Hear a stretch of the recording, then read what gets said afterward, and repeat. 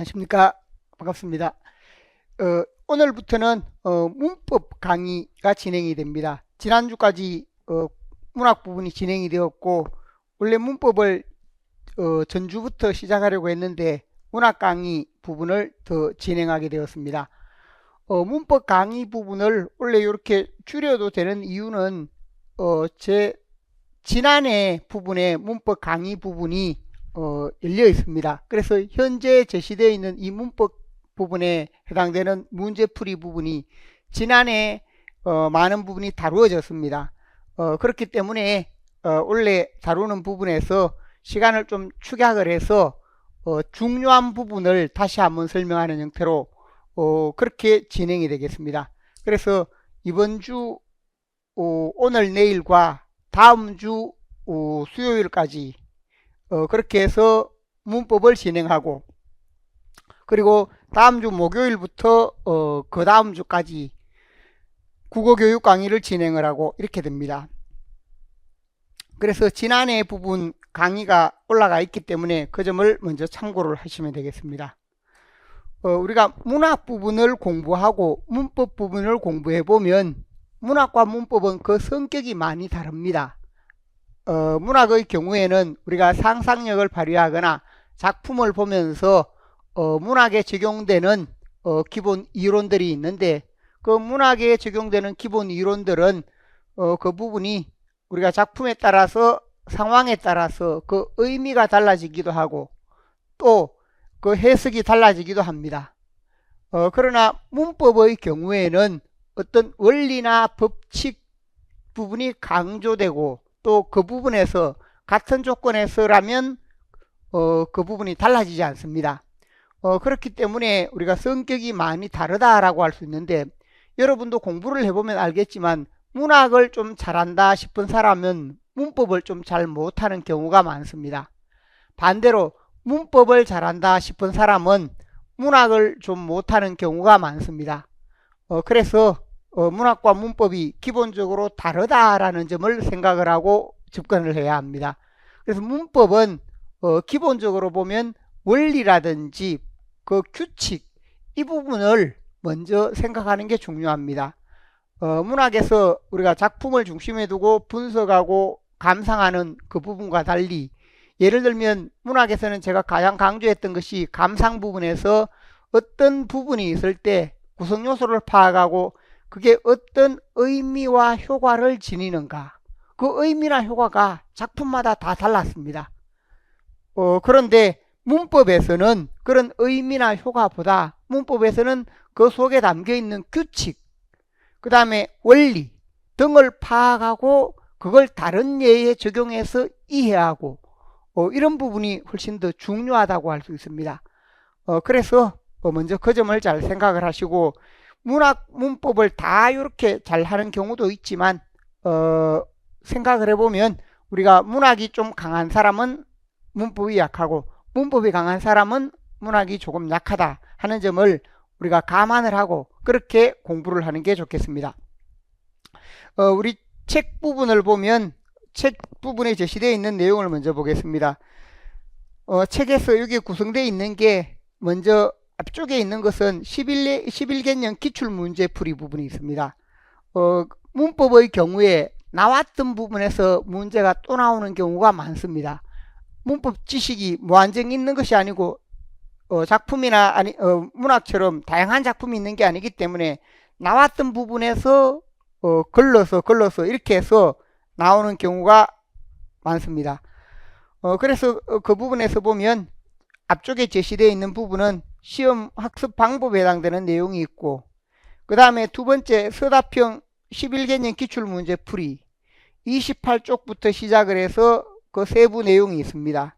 세부 내용이 있고, 그 다음에 11개년인데 그 중에 보면 2024년 기출문제풀이는 471쪽부터 있습니다. 현재 여기에 제시되어 있는 게 10개년 부분이었는데, 제가 이 강의를 지난해 부분 영상 강의로 함께 제시하다 보니까 이걸 통합해서 제시하지 않고 2024년 기출문제풀이는 471쪽에 제시되었다. 그 전에 10개년 기출문제는 앞쪽에 제시되고 그 다음에 2024년 기출문제는 471쪽에 제시가 되었다 하는 점을 참고를 하시기 바랍니다. 그 다음에 내용에서 보면 문법 교육과정 분석 부분이 있습니다. 문법 교육과정 분석 171쪽에 교육과정이 있습니다. 교육과정 부분은 우리가 2022 교육과정, 2015 교육과정 이렇게 제시가 되는데 여기 제시되어 있는 게 2022 교육과정 부분입니다. 이 부분이 교육과정이 우리가 잘 알듯이 2022년 말에 나왔습니다. 그래서 2023년을 거쳐서 2024년 올해 부분에는 이 교육과정과 관련되는 내용이 기본적인 내용이 우리 문제로 나올 수 있습니다. 아직 완전하게 이 부분이 교과서에 적용되지는 않았지만 교육과정이 나올 수 있기 때문에 그 교육과정에 해당되는 내용도 한번 살펴볼 필요가 있습니다. 그 다음에 문제풀이 부분으로 지난해 제가 중심으로 했던 것이 그 자료 4페이지에 보면 1번, 2번, 3번 해서 의문 분야 문제, 형태 분야와 의미 분야 문제, 그 다음에 통사 분야 문제, 각각 의문 분야에도 고전과 현대 같이 이렇게 섞여 있는 형태로 문제가 제시가 되어 있습니다. 그렇게 되었고 그 다음에 2024년 기출문제 풀이와 함께 2025년 대비 보충하는 문제 이런 식으로 해서 문제가 구성이 되어 있습니다. 참고로 제가 문학 부분을 강의를 하는데 문법 부분의 경우에도 적중률이 아주 높습니다. 문법의 경우에 실제 보면 문법은 우리가 다룰 수 있는 내용이 그만큼 적기 때문에 지식이나 이 부분이 문학에는 다양한 작품이 있습니다. 그러나 문법은 그 부분보다 훨씬 적기 때문에 우리가 해마다 나온 부분을 고려하면 우리가 쉽게 좀 예측도 가능한 부분이 있고 그리고 또 문법의 경우에 우리가 그 원리를 따져서 하나하나 파악을 하다 보면 매년 이렇게 적중되는 부분이 높습니다. 제가 문학을 하지만 문학보다 문법 적중률이 더 높았습니다. 작년에도 그랬고 재작년에도 마찬가지였습니다. 그래서 문법의 경우에 현재 우리 기본 교재가 있습니다. 문법 내용학 1번, 2번 기본 교재가 있고 그 다음에 여기에 있는 내용으로 이 부분을 공부를 하면 우리가 시험에 대해서 완전하게 대응을 할 수 있도록 그렇게 강의가 이루어집니다. 그래서 여러분이 여기 있는 책 내용을 잘 보시고 여기 있는 내용만 하더라도 우리가 그 문법에서 보면 거의 예를 들어 문법에서 제시되는 점수가 24점 정도입니다. 여기 있는 내용만 하더라도 20점 정도는 맞을 수 있을 정도로 한 문제 정도는 문법도 좀 매년 새로운 부분이 나온다든지 아니면 우리가 문제 유형이 달리 되어서 이렇게 나오는 경우들이 있습니다. 문학에서 새로운 문제가 나오듯이 그래서 기존에 있었던 부분이나 아니면 기본적인 내용을 보면 여기 있는 내용으로 충분하다는 겁니다. 그리고 여기에 보면 기출문제 부분을 설명을 하면서 거기에 다 뭐냐 하면 기출문제에 대한 설명이 되어 있습니다. 문제 자체가 자료가 있기 때문에 어떤 기출문제가 있었으면 그 부분을 바탕으로 했는 자료가 무엇이다 라는 것이 다 제시가 되어 있습니다. 그렇기 때문에 여러분이 그 점을 참고로 그리고 문제 관련 배경 지식이라고 해서 기출 문제가 있으면 어떤 배경 지식에서 나왔다라는 것이 다 제시가 되어 있기 때문에 그것을 함께 공부하면 이 책 한 권으로 전체 내용이 다 정리가 될 수 있습니다. 그래서 여러분이 거기에 따라서 기출 문제 부분과 그 다음에 지금 우리가 예상 문제로 해놓은 부분 이것을 바탕으로 공부를 하시면 좋겠습니다. 국어 교육 영역도 마찬가지로 책은 이렇게 구성이 되어 있으니까 참고로 하시면 좋겠습니다. 현재 앞쪽에 보면 3쪽에 지금까지 시험 나왔던 부분이 있습니다. 그래서 3쪽 4쪽에 보면 4쪽 부분에 작년에 어떤 문제가 나왔냐라고 할 때 작년에 나왔던 문제들 거기에 보면 로마자 표기부 속에 담겨 있는 어문규칙 4페이지에 있습니다. 그 다음에 어문변동에서 국외음화와 관련되는 국외음화의 명칭, 환경, 국외음화 관련되는 내용이 있고 고전 부분에서 보면 거라, 어라의 사용을 어떻게 구분하는가 거라, 어라의 사용 구분에 해당되는 것 그 다음에 5페이지에 중세 비교부사격 조사에 비교부사격 이가 현대국어와 다른 점. 그래서 나란 말삼이 둥기게 달아할 때 애가 비교부사격 과로 사용이 되었습니다. 과의 의미로 사용되었고, 또 비교부사격 이 역시 이것도 와 과의 형태인데 이로 사용된 부분이 있고, 그 다음에 고전 부분에서 의미론, 반의관계, 의미론을 고전에 적용했는 부분이 있습니다. 그 다음에 현대 문법에서 사전의 정보, 서술어 자리수 활용형의 특징을 파악하는 부분이 있고, 그 다음에 통사론에서 보면 암기 문장에서 관형절 플러스 것, 형식적 관점에서 관형절, 기능적 관점에서 명사절이다 라고 하는 그 특징이 있습니다. 이러한 부분들이 문제가 나왔으니까 지난해 바로 나왔던 부분은 또 바로 반복이 되지는 않습니다. 그 다음에 2023년에 나왔던 부분도 제시가 되어 있습니다. 거기에 보면 모음조화라든지 반모음화, 그 다음에 중세국어 어두자음군, 비읍계열, 이러한 부분들로 여기에 있는 내용이 우리 기본적으로 이 자료나 책에 보면, 이 책 자체에 보면 다 담겨 있습니다. 그 다음에 현대 형태론, 의미론 부분, 그 다음에 고전 형태론 부분에서 객체높임 서너말의 의미, 그 다음에 명사형 의미 기의 특징, 음과 기가 있는데 기의 특징에 해당되는 것, 그 다음에 문장 분야에서 현대문법의 현대통사론에서 문장 고쳐쓰기 부분이 있습니다. 문장 고쳐쓰기. 여기 문장 고쳐쓰기 하는 부분이, 이 부분의 경우가 이제 완전히 문제에서 보면 조금 새로운 형태고, 그 외의 부분은 이때도 거의 대부분 적중이 되었습니다. 그 다음에 여기 객체높임 서너말의 의미의 경우 교체 조건 부분이 있죠. 그래서 객체높임 서너말의 의미 부분이 여기에 나왔는 부분이 있습니다.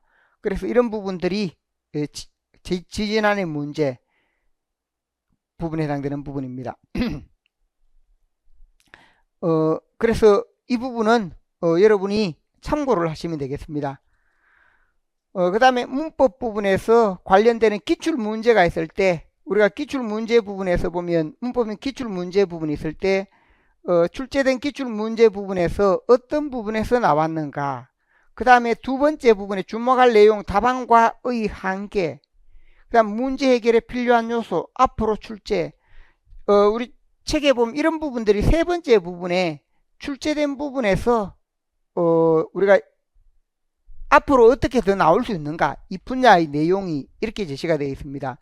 그러니까 2023년에 반모음화, 초중성 연결 음절 구조 제약, 이런 부분 있죠. 이런 문제의 경우에 그 뒷부분에 보면 출제된 분야는 무엇이다, 그 다음에 문제 해결에 필요한 요소와 앞으로 어떻게 나올 것이다 라고 해서 이렇게 밑에 설명이 되어 있습니다.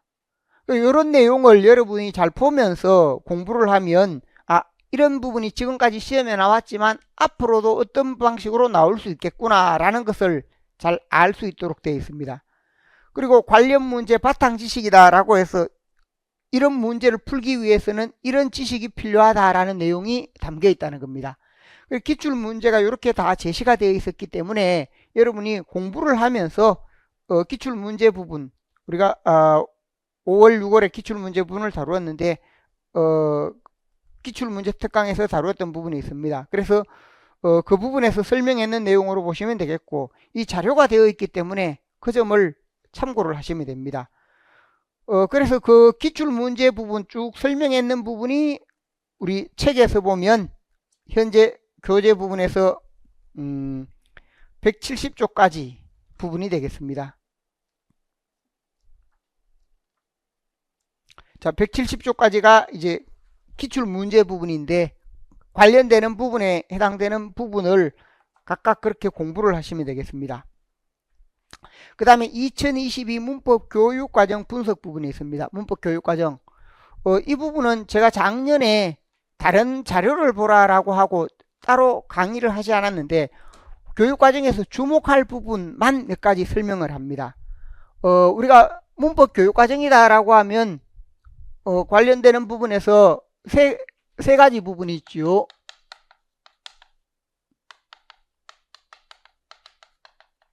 교육과정이라고 했을 때 2022, 그 다음에 2015, 과거에 이제 2015에서 2022로 바뀌어가는 중이다라고 할 수 있습니다. 바뀌어가는 부분인데 우리가 예를 들어서 첫 번째는 우리가 중학교 문법 영역, 중학교 문법이라고 했을 때 우리가 현재 말하기, 듣기, 읽기, 쓰기, 문법, 문학, 현재는 매체까지 들어가 있습니다. 2022에는 7가지 영역, 말하기, 듣기를 묶으면 6가지 영역이 됩니다. 그 중에 문법 부분이 있다 하는 점. 그 다음에 고등학교 1학년에 보면 선택 과목으로, 고등학교 1학년에도 역시 마찬가지입니다. 고등학교 1학년에 문법 영역이 있는 부분으로. 그 다음에 세 번째는 우리가 제시되어 있는 부분이 화법과 언어, 이렇게 해서 지금은 고등학교 2, 3학년에 화법과 언어, 여기 언어 부분이 바로 문법에 해당되는 겁니다. 그래, 이것은 우리가 국어 속에서, 전체 국어 과목 속에서 문법에 해당되는 부분이고, 국어 속의 문법 영역이라고 한다면 여기에서는 독립 과목으로서 화법, 언어 부분으로 제시가 되어 있습니다. 그래서 이번에는 2022 개정교육과정에서는 화법과 언어가 묶여져 있는 형태로, 이것은 공통으로 다루는 국어 과목 내부이고, 여기에서는 언어라고 해서 우리가 잘 알듯이 이 언어의 경우에 문법에 해당되는 것, 문법 과목, 그래서 선택 과목으로 이렇게 화법과 묶여져서 제시가 되어 있습니다. 그래서 이전에는 언어와 매체 이렇게 묶여 있었습니다. 언어와 매체. 2015 개정교육과정에서는 2015에서는 언어와 매체로 되어 있었는데 2022 개정교육과정에서는 이 부분이다. 그래서 우리가 문법 교육과정이라고 할 때 이런 세 가지 부분을 묶어서 봐야 되는데, 대체로 보면 여기에 있는 부분이 중학교에 나왔던 부분, 중학교에 있는 이런 부분들이, 중학교에 있거나 아니면 고등학교에 있는 이런 부분들이 나중에 여기에서 이런 내용들이 여기에서 다시 한번 심화되는 형태로 여기에 있던 반복이 됩니다. 그래서 이렇게 이어지면 이 부분으로 오면 반복이 되고 심화되는 형태로 교육과정이 그렇게 구성이 되어 있다 하는 점을 생각을 할 수 있습니다.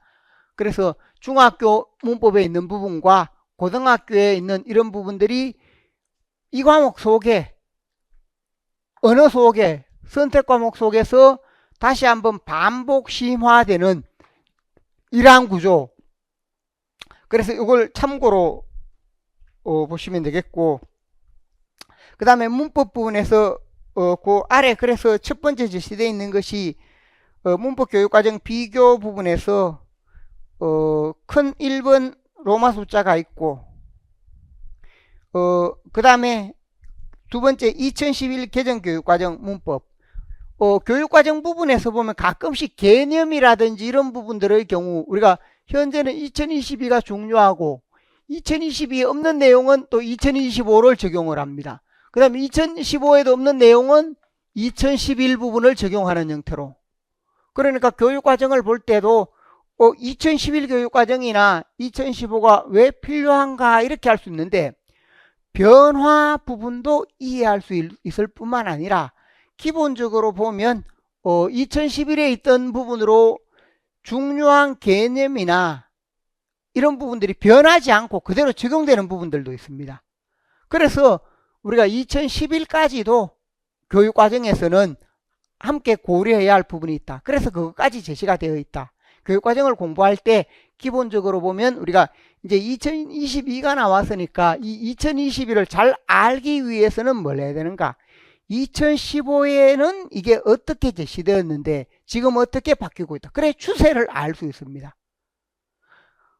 그 다음에 또 2011의 경우에는 우리가 보면 그 변화도 알 수 있고, 또 2015에 없거나 2022에 없는데 2011에 제시되는 부분도 있습니다.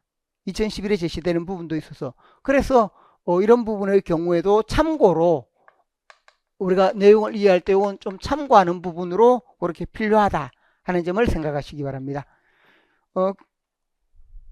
그래서 첫 번째 부분에 보면 2022 개정교육과정의 간략한 특징 부분이 있고 요건 생략을 하고 2번이 뭐냐 하면 개정중학교 이게 현재 우리 그 항목의 1번 큰 부분 속에 2번으로 제시되어 있고 그 다음 요 부분이 3번이다.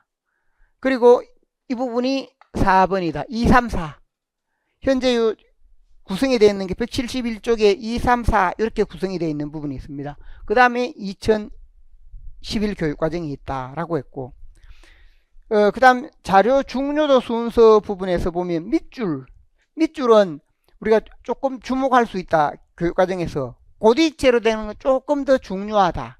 그 다음에 양재 튼튼비라고 해서 이건 더 진하게 돼 있죠. 이건 더 중요하다라는 의미로 교육과정에서 우리가 그 중요도에 따라서 구분을 해놨습니다.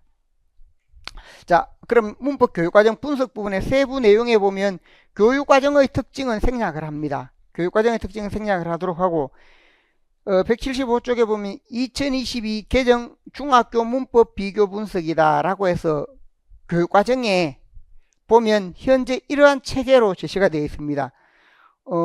1, 2학년, 3, 4학년, 5, 6학년, 중학교 1, 2, 3학년 부분에서 보면 여기도 우리가 원래 이 문법의 경우에도 중학교 부분도 뭔가 하면 초등학교 부분에 있던 내용이 조금 심화되는 부분도 있고 새로운 내용이 제시되는 부분도 있고 초등학교에 지금까지 쭉 보면 1, 2, 3, 4, 5, 6 이런 부분에서 기본적으로 문법에서 가장 쉬운 차원에서 이게 제시가 되었습니다. 우리가 집중하고 잘 보아야 될 부분은 중학교 부분에 해당되는 내용이다 라고 할 수 있습니다. 그래서 175쪽 부분에 보면 그 표 부분이 제시가 되어 있죠. 그래서 표가 제시가 되어 있는데 그 세부 내용을 잠깐 보면 아래에 보면 어문체계 맨 위에 보면 어문체계 그 다음에 문자체계 어문체계와 문자체계 이런 내용들이 뒤에 뭐냐 하면 다 교육과정 성취 기준이 됩니다. 세대 분야 매체에 따른 언어 이런 내용도 다 교육과정에 나중에 반영이 됩니다. 단어 형성 방법은 어휘와 관련되는 부분이면서 또 단어 형성에서 형태소 그 다음에 우리가 단일어, 파생어, 합성어 등에 해당되는 것 품사 그 다음에 어휘, 양상 문장의 짜임과 확장 그 문장론, 통사론 글과 담화의 피동, 인용, 표현 이러한 부분들이 있고 그 다음 한글 맞춤법 그 다음에 아래 과정, 기능에 따라서 제시되는 부분이 있습니다. 기준에 따라 분류하고 분석하는 것 이러한 내용으로 제시가 되어 있는데 대체로 분석과 활용 부분에서 보면 자료를 해석하고 창의적으로 활용하기 이러한 부분 그 다음에 국어 성찰과 비판에서 보면 규범 원리 탐색하기 국어 규범에 담겨있는 원리 규범 원리는 한글 맞춤법이라든지 이런 부분들이 있습니다. 그 다음에 국어 문제 발견하고 실천 장상 비판하기 이런 부분들도 있습니다. 자, 여기에 있는 내용들이 이런 내용들이 제시가 되어서 177쪽에 교육과정이 이렇게 나옵니다. 177쪽에 보면 개정 교육과정 중학교 문법 부분이다. 국어의 어문체계와 문자체계를 이해한다. 국어의 어문체계, 문자체계 어문체계는 뭐냐 하면 우리가 자음, 모음, 반모음 체계를 말하고 문자체계는 과거의 한글 창제 원리에 해당되는 부분입니다. 국어 문자체계 하면 한글 창제, 한글의 원리. 그리고 이걸 교육과정에서 보면 두 개로 됐던 것을 하나로 줄였다. 여기 일부 차이가 있는데 뭐냐? 통합이 되어 있습니다. 통합이 되더라도 내용은 똑같습니다. 이전에 있던 것으로 두 개. 그 다음 단어 짜임을 분석하여 새말 형성의 원리를 이해한다. 단어를 정확하게 발음하고 표기한다. 라고 했는데 이 부분에서 보면 조금 차이가 있습니다. 단어 짜임 부분과 그 다음에 새말 형성의 원리 부분이 있는데 그래서 단어에 해당되는 부분, 단어를 정확하게 발음하고 표기하는 부분인데 짜임을 분석하거나 새말 형성의 원리를 이해하는 부분으로 새말이 형성될 때 어휘와 관련이 있습니다. 그래서 조금 관련이 있지만 여기도 일부 차이가 있고, 품사의 종류와 특성을 이해한다. 품사의 종류와 특성에 해당되는 부분, 여기서는 품사에 해당되는 부분, 통사론입니다. 그래서 앞에서 보면 첫 번째 부분이 4-1번이 어문론, 2번이 형태론, 단어를 다루는 형태론, 3번이 품사, 역시 형태론입니다. 그래서 4-2번은 뭐냐면 형태론 중에 형태소와 어휘, 형태소와 낱말의 구성, 파생법, 합성법에 해당되는 것이고, 여기에서는 통사론, 문장의 구성에서 통사론에 해당되는 부분이 있습니다. 그 다음에 피동표현과 인용표현 부분이 있습니다. 여기에서 표현이라고 했을 때 문법 요소는 현재 7가지로 제시가 되어 있습니다. 과거에 6가지였는데 7가지로 제시가 되어 있어서 피동표현, 인용표현, 이거 외에 사동이라든지 부정, 높임, 종결, 인용, 현재 여기 있죠. 그러니까 이런 표현들이 더 포함이 됩니다. 그 교육과정의 문법 요소라고 해서 여기 이 부분의 경우에도 역시 통사론에 해당되는 내용이다 라고 할 수 있습니다. 그 다음에 한글 맞춤법의 기본 원리와 관련되는 부분, 그래서 여기서 보면 우리가 가장 기본적으로 보았을 때 문법 체계에서 보면 어문론에 해당되는 부분, 형태론에 해당되는 부분, 통사론에 해당되는 부분, 그 다음에 어휘 등에 해당되는 부분이 있을 때 거기에 4-1번 부분이 있죠. 4의 1번이 4의 01이 이 부분이다 라고 한다면 형태에 해당되는 것이 4의 02, 4의 03, 통사에 해당되는 부분이 4의 04, 4의 05, 그 다음에 한글 맞춤법의 기본 원리와 내용을 이해한다. 맞춤법은 다시 이 부분에서 보면 4의 06번과 연관이 될 수 있습니다. 어문과 가장 깊은 관련이 있습니다.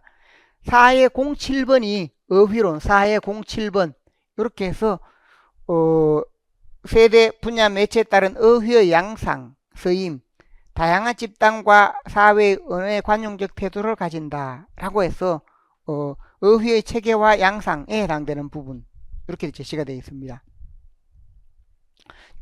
그래서 기본적으로 보면 2022 개정 중학교 교육과정 문법의 경우 이러한 내용으로 어문 형태 통사, 어휘 부분이 기본적으로 담겨 있는데, 어휘의 경우에는 우리가 통사 형태 부분 속에, 이 부분을 형태 부분 속에 우리 책에서는 함께 이렇게 제시가 되어 있다. 그래서 문제 구성이나 내용이 제 책에서 보면 어문 형태 통사로 되어 있는데 어휘 부분은 형태 부분 속에 제시가 되어 있다 하는 점을 참고하시기 바랍니다. 이 내용에서 보면 어문체계와 문자체계라고 했을 때 이게 무엇을 다루는가 라고 했을 때, 예를 들어 아래 보면 177쪽의 교육과정을 볼 때 우리가 세부 내용에 보면 4-1번 설명이 있습니다. 이 성취 기준은 국어의 어문체계와 문자체계를 종합적으로 탐구하는 것이다. 그래서 어문체계는 뭔가? 말소리와 어문의 관계, 어문체계에 대한 이해를 바탕으로 발음 및 표기를 할 수 있도록 하는 것. 어문체계에 따라 발음 및 표기하니까 요건 또 4-6번 앞에서 한글 맞춤법의 원리와 내용을 이해하는 것과 또 연관이 있습니다. 이게 어문체계라면 훈민정음 창제 정신과 원리를 중심으로 국어의 문자체계를 탐구하는 것. 그래서 우리가 훈민정음 문자를 어떻게 만들었는가? 우리 국어의 경우 자음의 제자원리, 모음의 제자원리, 제자원리 등에 해당되는 것이 이 내용입니다. 그래서 이 부분이 교육과정에 나누어져 있던 게 통합이 되었다라는 것을 알 수 있습니다. 그래서 여기에 제시된 내용들은 우리가 예를 들어 방금 보았듯이 말소리와 어문의 관계, 어문체계에 대한 이해를 바탕으로 발음 및 표기를 정확하게 하도록 하는 것, 이런 부분들이 우리가 이제 기본적으로 문법에서 다뤄야 할 내용이고, 그러면 말소리와 어문의 관계, 우리가 음성과 어문 이 부분이 있고, 어문체계라고 했을 때 자음체계, 모음체계, 그 다음에 발음 및 표기라고 할 때 어문의 변동, 이게 다 포함이 되는 겁니다. 그러한 부분들을 우리가 다 세부적으로 공부를 해야 하는 내용이다 라고 할 수 있습니다. 교육과정에 크게 규정이 되어 있습니다. 그 다음에 4-02번에 들어오면 단어의 짜임을 분석한다 라고 할 때, 단어의 짜임이라고 했을 때 그게 형태소와 그 다음에 형태소를 바탕으로 해서 자립, 의존, 실질, 형식으로 나누어지지요. 그 다음에 있는 게 뭡니까?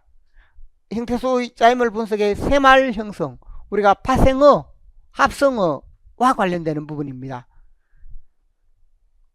그래서 이 부분의 경우에 우리가 단어 형태론에 해당되는 부분이고, 그 다음에 4-03 품사 부분에 해당되는 내용 역시 형태론 부분에 해당됩니다. 자, 그래서 이러한 점을 참고를 하시면 좋겠고, 그래서 어문론이라고 했을 때 기본적으로 보면 우리가 여기에 제시되어 있는데, 어문론에서 우리가 기본적으로 해야 할 부분이 뭐냐 하면, 어문론에서는 음성과 음소에 해당되는 부분, 그 다음에 음절에 해당되는 부분, 그리고 우리가 어문의 변동에 해당되는 부분, 이러한 내용들이 보통 기본적으로 다뤄지고, 형태론에서는 형태소와 단어 구성, 품사, 이 부분이 형태론에서 기본적으로 다뤄지는 부분이고, 통사론이라고 했을 때 통사론의 경우에는 그 내용에서 보면 문장 성분과 그 다음에 문장의 종류, 문법 요소, 문법 요소로 현재 7가지가 제시가 된다라고 했습니다. 그러니까 이런 내용들의 기본적으로 알아야 할 내용들인데, 이런 요소들을 계속해서 언급을 하고 있습니다. 그리고 어휘의 경우는 어휘의 양상, 어휘의 체계와 어휘의 체계와 어휘의 양상. 어휘의 체계라고 했을 때 이 체계의 경우에는 기본적으로 보면 우리가 고유어, 한자어, 외국어, 우리 체계를 그렇게 나누는 부분이 있습니다. 어휘의 양상 하는 것은 우리가 방언이라든지 지역에 따라서, 사회에 따라서 다양한 어휘의 양상이 나타납니다. 기본적으로 보면 이러한 내용에 해당되는 것이 각 영역에 포함되는 부분들인데, 이러한 내용에 해당되는 것을 1차적으로 여기에서 중학교 부분에 제시했다. 그래서 이 부분 내용이 있고, 그 다음에 뒤로 넘어가면 183쪽에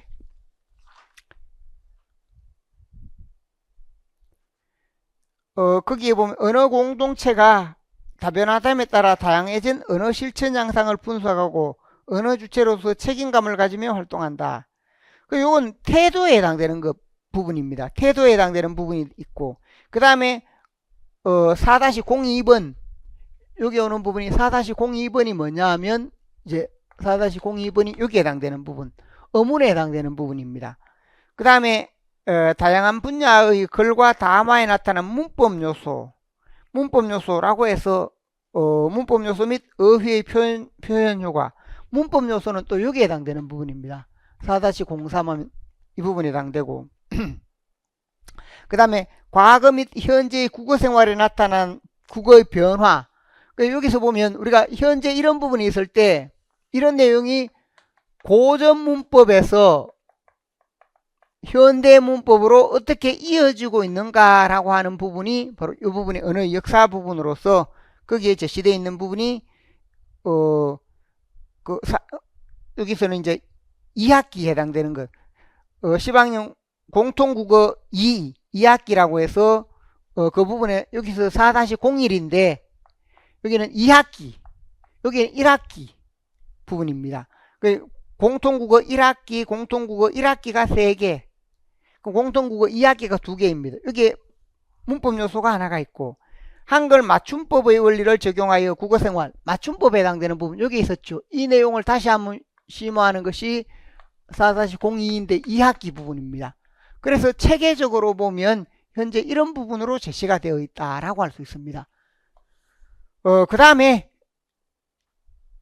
그래서 여기서도 세부적으로 보면 제시되어 있는 부분이 4-01번이 있고 03번이 있는데 03번에서 보면 우리가 문법 요소 앞에 여기에 문법 요소라고 해서 7가지가 있다라고 했습니다. 여기 문법 요소에 해당되는 것인데 참여자 간의 관계나 장면의 격식성 등 상황 맥락에 따라 쓰인 높임 표현의 효과.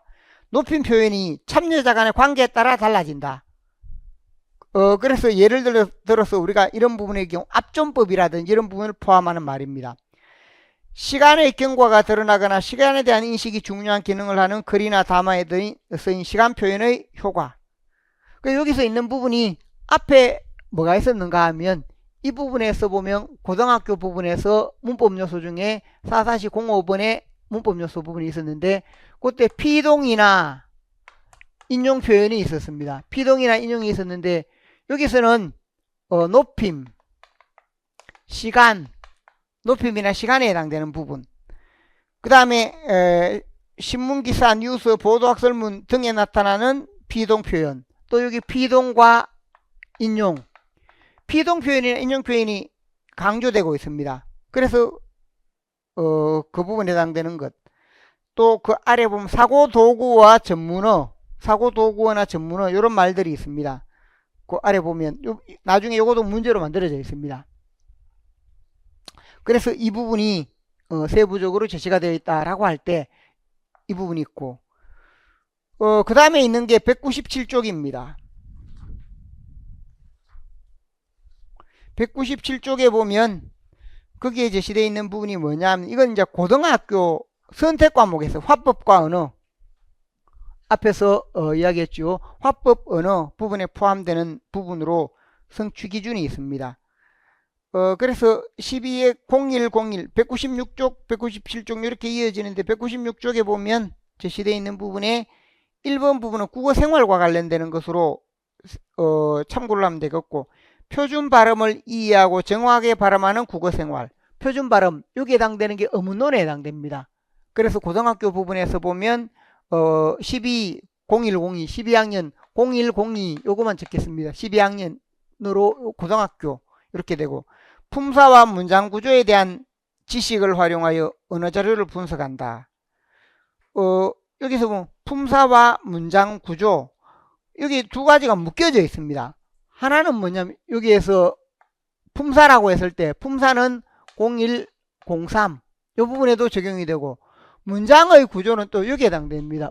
문장의 종류에 해당되는 부분으로 01, 03 이게 형태론과 통사론이 묶인 형태로 제시가 되었다.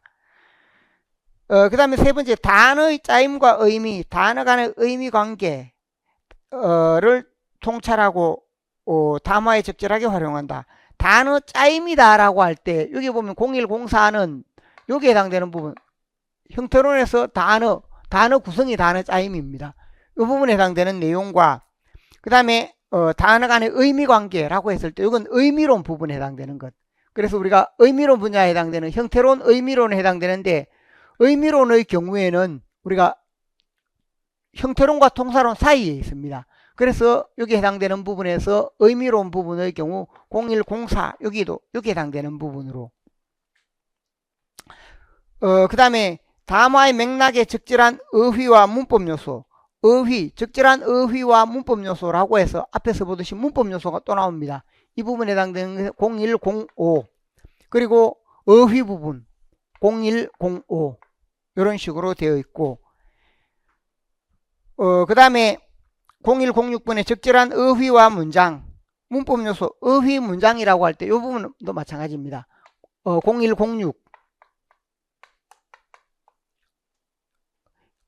이런 부분으로 되어 있고 그 다음에 7번부터 시작해서 언어의 공공성이라든지 이런 부분들은 화법이나 문법에 함께 적용이 됩니다.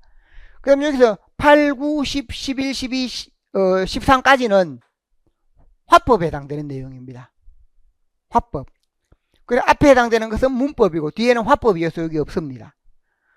그래서 이 부분에 따라서 현재 우리가 교육과정이 제시된 부분이 기본적으로 이러한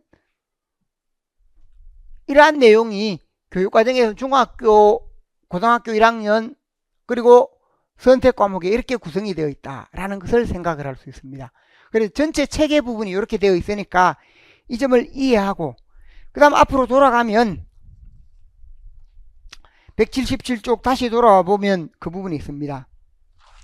여기에서 좀 중요한 부분이나 아니면 조금 강조되는 부분들이 있어서 그 부분에서 우리가 4-01 다음에 02가 없는데 요 02에 해당되는 것은 뭐냐 하면 단어 짜임을 분석하는 내용입니다.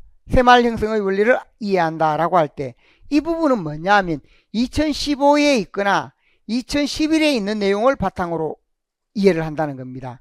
그리고 2015 부분에서 보면 아래 그 뒷부분에 보면 180쪽에 2015 개정 교육과정 이 부분이 있고 그래서 그와 관련되는 부분에서 이전에 제시되었는 교육과정들이 있습니다. 그러면 현재 여기에 있는 부분들이 역시 2015 개정 교육과정은 117쪽에 제가 함께 묶어서 교육과정을 제시를 해놨습니다. 2022, 2015 그래서 보완이 되도록 이렇게 되어 있으니까 2022를 중심으로 보지만 뭘 해야 되는가 2015의 경우에도 이렇게 참고할 수 있다는 겁니다. 앞에 4-1번 부분을 설명을 했고 4-3의 품사의 종류와 특성을 이해하고 이를 바탕으로 다양한 국어자료를 분석한다. 품사의 종류, 특성, 국어자료 분석. 그래서 이 부분이 뒤로 넘어가면 품사 분류를 통해 우리말에 대한 이해의 폭을 넓히면 물론 품사의 특성을 고려해 정확하고 적절하게 단어를 사용한다 라고 했습니다. 문장을 단어별로 나누어 문장 안에서 쓰임을 분석하거나 글이나 담화에 쓰인 단어의 정확성, 적절성을 평가한다. 품사 지식을 활용해 국어자료의 특성을 간단히 분석해보면 품사가 국어 탐구를 위한 기초적이고 유용한 도구임을 이해한다. 그러니까 여기에 해당되는 내용은 뭐냐면 2022년 교육과정에 중요한 게 뭐냐 이전에도 품사 자체는 있었는데 품사를 교육하면서 어떻게 교육을 했는가 그 전에 품사의 경우에 우리가 예를 들어 명사하면 책상, 의자, 칠판 이걸 모아놓고 명사다. 가다, 먹다, 보다 라고 하면 동사다. 예쁘다, 곱다, 아름답다 하면 형용사다. 이런 방식으로 품사를 공부해 왔다는 겁니다. 근데 여기서는 뭐냐 하면 아래에 품사 지식을 활용해서 국어자료 특성을 간단히 분석한다. 그래서 여기에 제시되어 있는 것이 품사 부분을 통해 이걸 제시하고 1번 셈이 깊은 멀은 가말이 아니 거칠세 고어 부분입니다. 고어 부분에 이런 부분처럼 예를 들어서 먼저 이렇게 제시되어 있을 때 현대어도 마찬가지지만 고어의 경우에도 우리가 셈이다 뭘 가말 이렇게 하면 이런 부분이 명사다. 그 다음에 이 등은 조사다. 이걸 하나하나 파악할 수 있다는 겁니다. 문장을 통해서. 여기 단순히 표로 만들어 놓았지만 9개 품사가 있으면 그걸 파악할 수 있는 형태로 이렇게 공부를 해야 한다라는 것을 이야기하고 있습니다. 2022 개정 교육과정에 우리가 과거에는 뭐냐 셈이나 물이나 가뭄은 뭐다? 명사다. 이렇게 접근하던 것에서 문장을 보고 그 하나하나를 찾아서 제시하는 형태. 우리가 예를 들어서 셈이나 물이나 가말 그것뿐만 아니고 기본적으로 단어를 제시해 놓고 품사가 뭐냐 이건 쉽습니다. 근데 문장에 쭉 사용되는 부분 이 품사가 뭐냐 그 다음 요건 품사가 뭐냐 이렇게 따지는 방식이라는 겁니다. 이게 변화가 되었다. 그러니까 앞으로 문제 부분이 나온다라고 할 때도 뭐가 되는가 이런 방식으로 우리가 접근을 할 수 있다는 겁니다. 그래서 쭉 문장을 제시해 놓고 실제 사용되는 부분에서 예를 들어서 나는 새 차를 타고 가면서 맑은 하늘을 보았다. 이런 식으로 되어 있으면 나의 경우 품사가 뭐냐? 너는 예를 들어 대명사다, 조사다, 관형사, 차, 명사, 조사, 타고, 동사, 맑은. 이 맑은의 품사는 뭐냐? 형용사다. 그래서 우리가 얼핏 관형사로 보기 쉬운데 형용사다.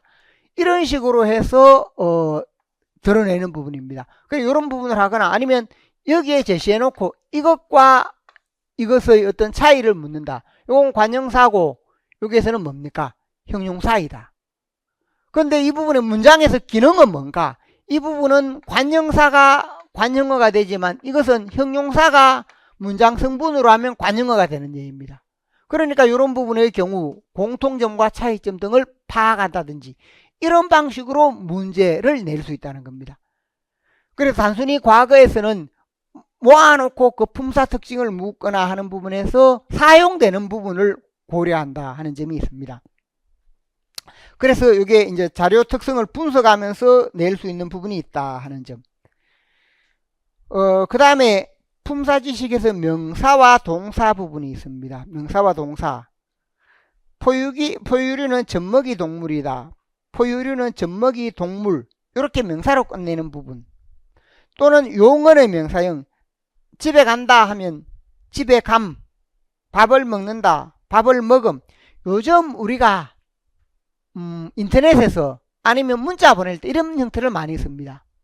이런 부분을 우리가 일상생활에 많이 사용하고 있으니까 이것은 무엇과 관련되는가 하면 197쪽 197쪽에 거기에 보면 여기에 제시되어 있는 부분에 중요하게 제시되어 있는 부분이 있습니다.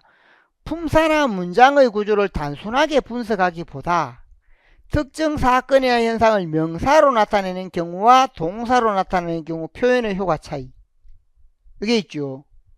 그 다음에 그 뒤에 이어진 문장 요것도 있는데 이 부분이 뭐냐 하면 이 내용이 197쪽에 있는 이 부분이 178쪽에 있는 내용입니다.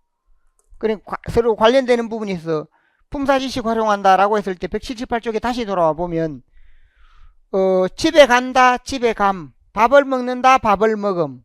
이것은 저것과 다르다, 이것은 저것과 다름. 이렇게 한다는 겁니다. 이게 바로 뭐냐? 여기에 제시된 내용입니다. 197쪽에. 그러니까 197쪽에 있던 것은 2015 교육과정에는 어떻게 제시되었는가? 200쪽에 잠깐만 보십시오. 200쪽에 그 이전에는 보면 2015 교육과정에서는 맨 위에 줄 진하게 표시된 겁니다. 품사 분류의 기준을 적용해 품사를 분류해보고 품사 분류하고 동사와 형용사의 차이와 같은 품사의 차이. 동사 형용사 차이. 포괄적으로 동사 형용사 차이는 뭡니까? 동사 형용사 차이라든지 품사 분류의 기준을 적용하는 이런 부분이 나와 있었다는 겁니다. 그 품사 부분에. 그것밖에 없었는데 이 부분에 오면 2022년에 구체화되었습니다. 그럼 이런 부분들을 뭐냐? 우리가 주목해야 된다는 겁니다. 공부를 할 때 이런 부분들이 2022 개정교육과정에 중요하구나. 그럼 이건 뭐냐? 뭘 반영했는가 하면 앞서 이야기했죠. 요즘 우리가 인터넷에서 아니면 문자를 주고받을 때 예를 들어 집에 간다 하면 나는 집에 감 이런 식으로 많이 표시를 하지요. 뭐 요즘 넷플릭스 뭐 봄? 이런 문장들이 있죠. 그러니까 그런 부분들로 제시되었다는 겁니다. 그래서 이 부분에 담겨 있는 게 뭐냐? 그 아래 설명이 되어 있습니다. 이런 부분을 이제 교육과정 속에 담기는 게 국어의 서술어 대신에 명사 혹은 명사용 의미로 끝맺는 경우가 있는데 동사이면서 명사적 기능을 수행하는 것. 그래서 영어의 동명사와 유사한데 동사는 정확히 말하여 동사 형용사를 포함하는 용어이고 명사형이 품사로는 어디까지나 동사에 속하고 동사를 명사로 전승시킨 이건 파생명사와는 다르다. 예를 들어서 이런 경우가 있죠. 우리가 예를 들면 믿음이 굳은 사람, 믿음이 강한 사람, 이때 믿음 명사입니다. 파생명사. 예를 들면 나는 너를 믿는다. 이걸 나는 너를 믿음. 이렇게 하면 앞에 믿음은 파생명사입니다. 파생명사로서 명사인데 나는 너를 믿음 이렇게 되면 뭐냐? 원래는 나를 너를 믿는다. 믿는다라고 하는 동사 부분을 뭡니까? 동사를 뭘로? 동사를 명사형으로 제시했다는 겁니다. 그래서 여기 품사는 다른데 이렇게 표현함으로써 이 부분이 어떤 특징이 있는가? 이런 부분들이 그 부분에 구문이 문어에서는 신문표제, 안내문, 공문서, 보고서의 개조식 문장으로 사용되어서 서술이나 명령 부분으로 제시되었다. 과거에 이렇게 사용되었다는 겁니다. 이게 그러나 인터넷에서는 의문이나 청류에도 이게 사용이 되고 높임의 청리는 격식체를 비격식체로 바꾸고 높임의 정도를 특정화하지 않아서 가장 많이 사용된다 하는 점. 높임의 부분을 비격식체로 바꾸고 있고 높임 정도를 특정화하지 않는다. 그래서 많이 사용되고 인터넷뿐만 아니라 통신 언어에도 이런 부분이 많이 사용된다. 그래서 이런 부분은 정보성이 높고 상황성이 넓은 고맥락 형태를 상호 주관하여 간결하고 친근한 형태로 사용한다. 이게 간결하고 친근한 형태로. 왜냐하면 격식체를 비격식체로 바꾸는 겁니다. 나는 너를 믿는다. 나는 너를 믿습니다. 이렇게 하는 게 아니라 나는 너를 믿음. 이렇게 해놓으면 이게 격식체가 어느 격식체인지 잘 모른다는 겁니다. 그래서 보편화되어 사용되는 그런 특징이 있다. 그래서 이게 인터넷이나 통신언어나 과거에 그때부터 많이 사용되기 시작했다. 현재 이런 부분들이 뭐라는 겁니까? 언어 추세를 반영하고 있다는 겁니다. 현재 언어 추세를 반영하고 있다라고 이야기할 수 있고, 그래서 이게 뭐냐? 교육과정에 수용이 된 겁니다. 그래서 2015년에 없던 부분이 이러한 내용으로 수용이 되어서 현재 여기 있는 부분이 178쪽에 명사와 동사 이 부분은 뭔가? 앞에 있던 197쪽의 내용을 가져온 겁니다. 그래서 이런 부분이 이제 우리가 교육과정을 보더라도 우리가 앞서 첫 번째는 품사와 관련 지금 뭘 생각할 수 있는가? 문장 자체로 제시된 부분에서 품사를 파악하면서 문제를 낼 수 있고, 두 번째는 여기에서 하는 명사형 이 부분이 지니고 있는 특징 등을 생각을 할 수 있다는 겁니다. 그래서 이런 부분을 주목할 수 있다 하는 점.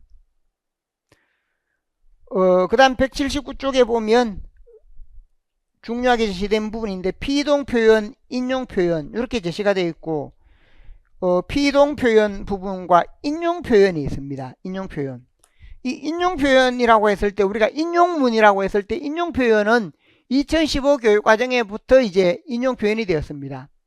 우리가 과거부터 문법 요소라고 했을 때 문법 요소는 과거 6가지였는데 이제 7가지로 이렇게 제시가 되기 시작했는데, 문장의 종결 표현, 그 다음에 높임, 시간,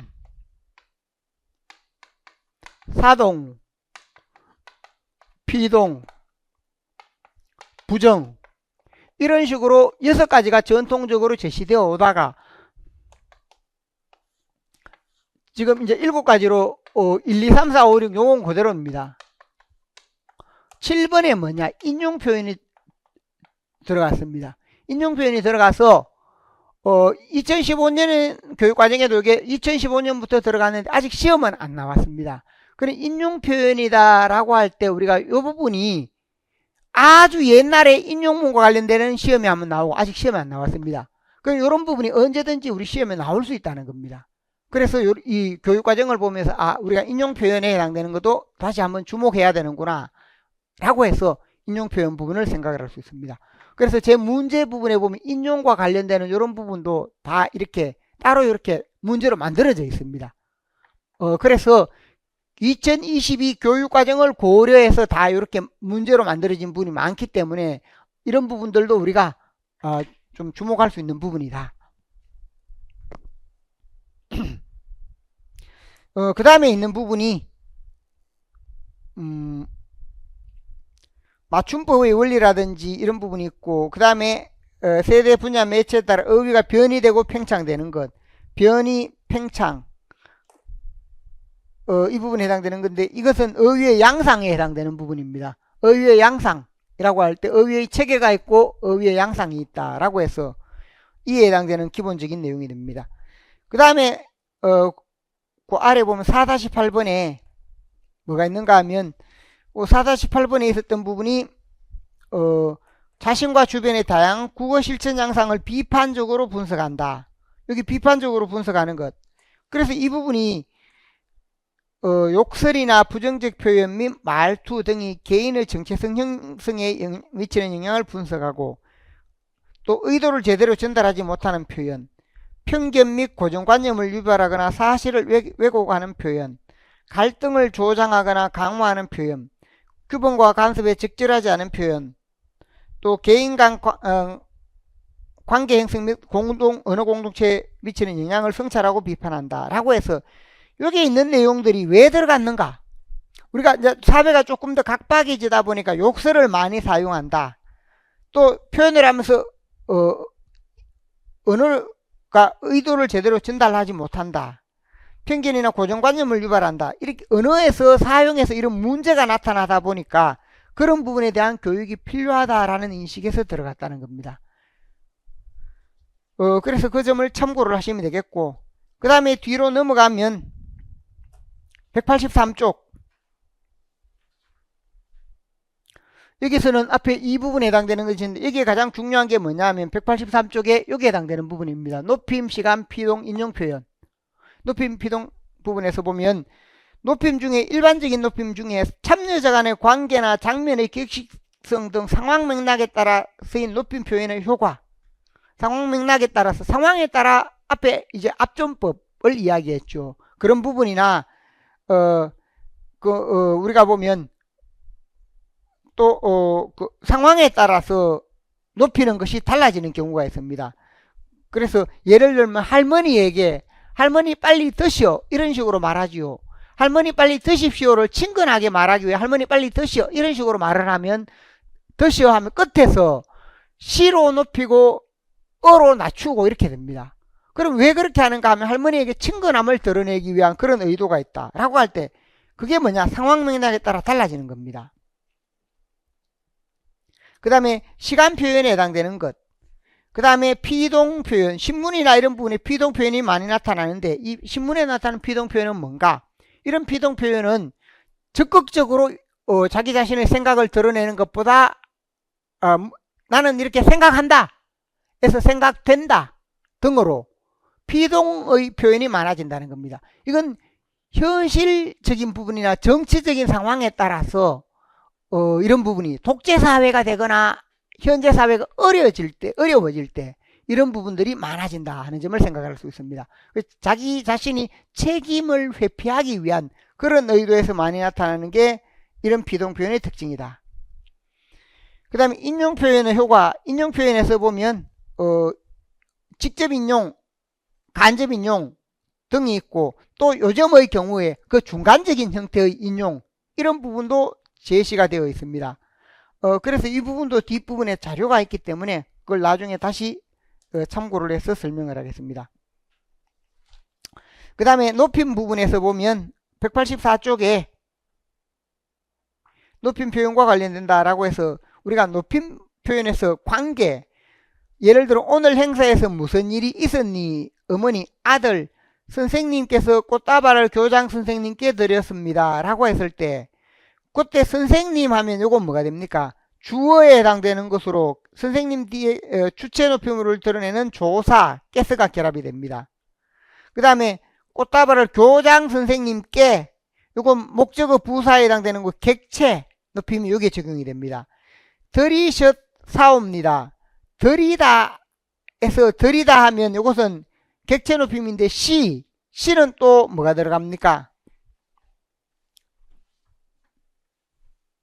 무엇을 주다 해서 싸웁니다. 여기에 적용된 부분에 들이다 하면 객체를 높입니다. 요건 주체를 높여주는 겁니다.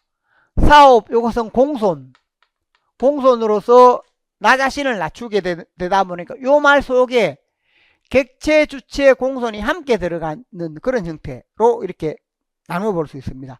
그러면 여기서 객체는 누구인가? 부사어를 높여준다. 주체는 선생님.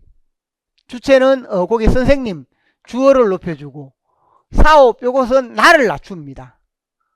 사업은 나를 낮춤으로써 결과적으로 상대를 높여주는 그러한 부분이 될 수 있습니다. 그래서 그 상황에 따라서 높임이 달리 적용되는 요 구조를 통해서 설명하고 있는 부분입니다. 또 상황에 따라서 시가 달리 사용된다. 식기 전에 빨리 드시오. 이런 경우에 그래서 덜다 하면 높이는 것인데 드시다 뒤에 어가 와서 낮추는 형태로 들어가시게 시는 높여주고 또 개는 낮추게 이렇게 되는 부분입니다. 자, 여기 있는 부분에서 이런 부분들을 참고해서 보시면 되겠고 그 다음에 197쪽에 넘어가면 앞에 이미 살펴봤던 부분입니다. 이게 고등학교 부분인데 선택 과목이라고 했습니다. 선택 과목에서 이미 앞에 있던 부분은 참고를 했고 또 중요하게 표현되는 부분이 뭐가 있는가? 문장, 종결, 높임, 시간, 비동, 사동, 인용, 부정표현 여기 7가지 부분이 있습니다. 앞에 문법 요소라고 했을 때 요 6가지에서 요 7가지 현재 7가지로 해서 이렇게 설명을 하고 있다라는 부분을 참고를 하시고 그 다음에 뒤에 뭐 다른 부분은 크게 중요한 부분은 없습니다. 그래서 큰 틀에서 제가 여기에서 간단하게 설명을 했는데 방금 살펴본 이런 부분들이 의미가 있다 하는 점. 그 다음에 202쪽에 교육과정 부분을 보면 거기에 제시되어 있는 것 중에 앞쪽에 표 부분에도 있지만 제시되어 있는 것 중에 뭐냐면 표에서 먼저 보면 교수학습 방향이 있고 교수학습 방법이 있어서 학습자 주도적 수업하는 게 있습니다. 개별화 학습 1번에 있고 언어생활에 대한 탐구학습이다. 탐구학습 부분에 해당되는 것. 그래서 언어생활에 대한 탐구학습 토익 토론 수업 디지털 도구 및 온라인 플랫폼 활용 이런 부분들을 참고하면 되겠고 204쪽에 최소 성취 수준을 설정하고 이를 근거로 최소 성취 수준을 보장할 수 있도록 지도한다. 이건 어느 것이나 마찬가지인데 최소 성취 수준이라는 개념이 있습니다. 이것은 학생들이 시험을 보거나 아니면 어떤 내용을 지도했으면 최소 성취 수준이 뭐냐? 40점입니다. 40점을 통과할 수 있어야 된다는 겁니다. 그러니까 문법에도 그런 부분이 적용이 된다 하는 점을 참고하시면 되겠습니다. 다른 부분들은 거의 비슷한 내용입니다. 이전에 있었던 내용이고 비슷한 내용이니까 제가 핵심적으로 간단하게 몇 가지 의미가 있는 부분만 간단하게 설명을 했습니다. 그래서 교육과정에서 여러분이 나중에 한번 볼 때 이런 체계에 따라서 이렇게 배열이 되어 있다라는 점, 그 다음에 달라지거나 하는 부분은 제가 여기 표에서 다 하나하나를 제시를 해놨습니다. 그걸 한번 읽어보면 되는 정도입니다. 이 내용을 다 적용을 해서 제가 문제를 다 만들어 놨습니다. 뒷부분에. 문제를 만들어 놨기 때문에 교육과정에 해당되는 부분은 우리 문제를 풀다 보면 이게 다 적용이 되어 있다는 겁니다. 이러한 내용들이 적용이 되어 있기 때문에 따로 하지 않아도 되는데 그래도 뭐냐? 우리가 2022년에 이러한 형태로 바뀐 내용이 있고 보완된 내용이 있고 그런 부분이 있기 때문에 그 점은 우리가 한번 살펴볼 필요가 있다 해서 제가 간단하게만 설명을 했습니다. 잠시 쉬었다가 구체적으로 문제 풀이를 하도록 하겠습니다. 잠시 쉬었다 하도록 합시다.